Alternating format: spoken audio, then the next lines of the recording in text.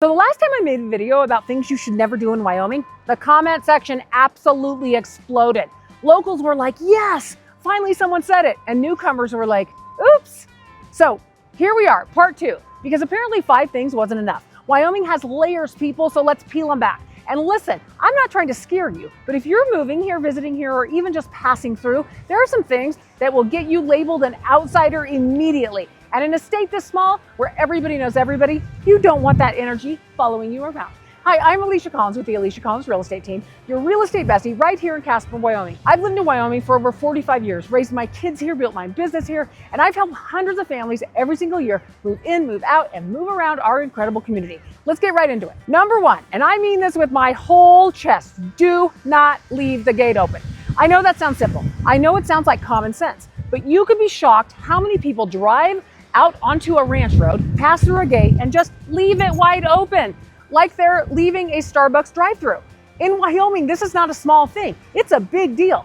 Leaving a gate open is actually a misdemeanor in Wyoming, and it can land you with a $750 fine. But honestly, the fine is the least of your worries. What you're really doing is potentially letting someone's cattle loose onto a highway. We are talking about animals that can weigh over 1,000 pounds wandering into traffic. People have been killed in Wyoming because of open gates. That's not an exaggeration. It's a fact locals take seriously. Ranchers read tracks like headlines and will know exactly whose tires rolled through. These are people who've worked this land for generations. They will find out it was you. The rule is simple. If you open it, you close it. Every time, no exceptions. And if you're moving out to a rural property, which a lot of my relocation clients do, because they want land and space and the Wyoming lifestyle, this becomes part of your daily life immediately. It's not a suggestion, it's a code. You close the gate, you test the latch, you drive on. Number 2, and this one genuinely surprises people. Do not assume that open land is public land. This is one of the biggest mistakes I see newcomers make, and I get it. You move here from California, Colorado, or Washington, you look out on those sweeping, wide open landscapes with no fences as far as the eye can see, and your brain goes, that must be a park or something. Let's go explore. Wrong. A massive amount of land in Wyoming that looks wide open and untouched is privately owned. Ranches, grazing allotments, family land that has been in someone's hands for generations. And Wyomingites are not casual about property rights at all. This is a state where personal freedom and personal property are sacred. Those two things go hand in hand out here. The cultural confusion for newcomers almost always starts with private property. Newcomers tend to get caught off guard by the boundaries and the rules around land access. But here's the reality. In Wyoming, you do not go on someone's land without permission, period. It doesn't matter how pretty the view is. It doesn't matter that there's no fence. It doesn't matter that it looked abandoned. You ask first or don't go. And here's the thing people miss. This is not hostility. Wyoming landowners will often say yes if you just ask.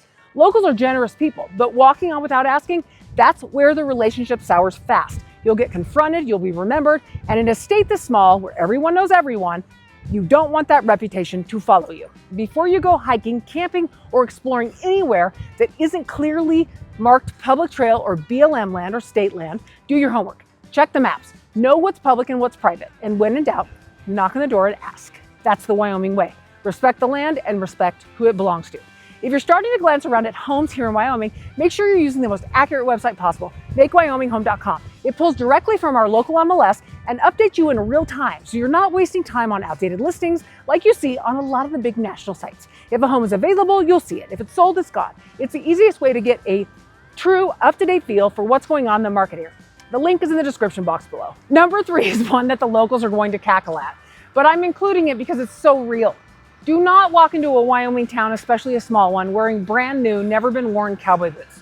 Tourists show up in Wyoming and buy boots all summer long, and none of those boots ever get to see a day of ranch work.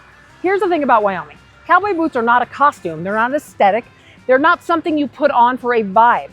Boots and cowboy gear are everyday attire here, practical and functional for mud, snow, and ranch work. This cowboy culture is woven into Wyoming's identity, reflecting a ranching heritage that is as functional as it is iconic. When you walk in with boots that are still shiny and stiff and clearly bought yesterday at a gift shop, people notice. Now, I'm not saying don't wear the cowboy boots, please wear them. I wear cowboy boots constantly. But what I'm saying is, if you're going to embrace the Wyoming lifestyle, actually embrace it. Break in those boots, get some mud on them, let them tell a story. The same energy applies to cowboy hats, by the way. If you're wearing it as a prop, locals can tell. If you're wearing it because it's a hot Wyoming summer day and you need actual sun protection, you get it. Wyoming culture is not a Halloween costume. It's a way of life. Respect the difference and you'll fit in beautifully. Number 4 is one that I tell every single one of my relocation clients before they move here. And it's genuinely important. Do not depend on your cell phone like it's going to save you out here. This is Wyoming. We have 97,000 square miles of land and fewer than 600,000 people. Do the math on that. There are vast stretches of the state where you will have 0 bars, no signal, no GPS, no Google Maps rerouting you. A lot of Wyoming is wide open plains. With just a few cities in the state, cell service is not always the best when you're traveling around Wyoming.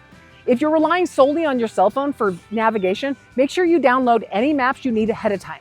I've had clients drive out to look at rural property and call me afterwards saying, Alisha, I was lost for 45 minutes with no signal and no idea where I was. That is a real thing that happens. It's not dramatic, it's just Wyoming.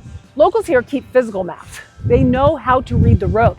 They have a plan B before they need one. They keep jumper cables and a blanket in the truck. Not because they're paranoid, but because they understand that out here, you're your own first responder a lot of the time. If you're moving here, especially to a rural area, get comfortable with self-sufficiency fast. Download offline maps. Know your routes. Tell somebody where you're going. Keep emergency supplies in your vehicle, especially in the winter. Well, not just the winter, actually, year-round. Coming from a city where help is 5 minutes away, Wyoming has a different operating system. And the sooner you update yours, the safer and happier you're going to be. If you're listening to all of this and thinking, okay, Wyoming might really be the kind of place for me, then make sure you grab my free Wyoming relocation guide. I put it together after helping hundreds of families move to Wyoming, and it's packed with everything you need to know. Neighborhoods, weather, lifestyle, costs, what surprises people, and what most folks wish they knew before they got here. The link is in the description box below, and it's completely free. It's the best first step, even if you're just considering making Wyoming your next home. And number 5, and it's so perfect because the wind is blowing. This one is near and dear to my heart because I've watched newcomers absolutely crumble over this. Do not move to Wyoming and then constantly complain about the wind. I hear you, I really do. The wind in Wyoming is a whole personality. It's not polite. It will blow your garbage can into the next block, and it will make you rethink every hairdo you've ever had. In Casper specifically, we are one of the windiest cities in the entire United States, and we're proud of it in a totally unhinged way. But here's the thing, Wyomingites have made their peace with the wind. We have accepted it, we have embraced it, we joke about it constantly. When Wyoming locals travel out of state, a blustery day just feels like home. That's how deep the wind goes for us. What locals cannot stand is someone who chooses to move here and then acts like the wind is a personal attack on them every single day. It's not, it's just Tuesday. You wanna know what the real unwritten rule is? When the wind is howling and a local asks how you're doing, the correct answer is a shrug and just another Wyoming day. That's it. That's how you pass. If you show up complaining, demanding the wind stop, acting shocked every time it gusts, locals are going to smile politely and mentally file you under won't last much longer. The wind is not going anywhere. Whether you love it or you learn to love it, pick one.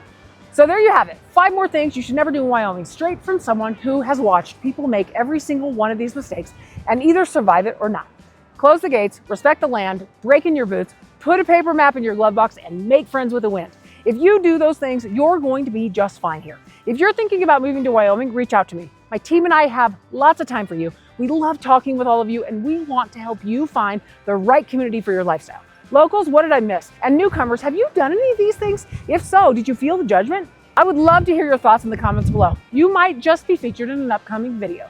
We post a new Wyoming video every single week based off of highly requested comments from you on Fridays at 5:15 Mountain Standard Time. So do not forget to hit subscribe and ring the bell so that you never miss a Wyoming video. And remember, we want you to love where you live. See you soon.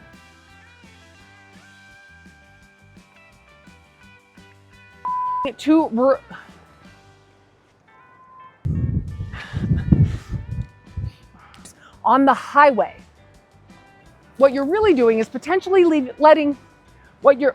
Oh my God, I'm crying. This one I'm kind of worried about posting. Okay, whoops. When you walk into, okay. Coming from a city where help is 5 minutes away, Wyoming is a different, oh my gosh, come on Alisha, you're almost done. Coming from a city where help is 5 minutes away, Wyoming is a different, oh shit. And the sooner you update yours, you can't talk. Sorry. Blustery days just feel, Wyoming is a different, oh my God.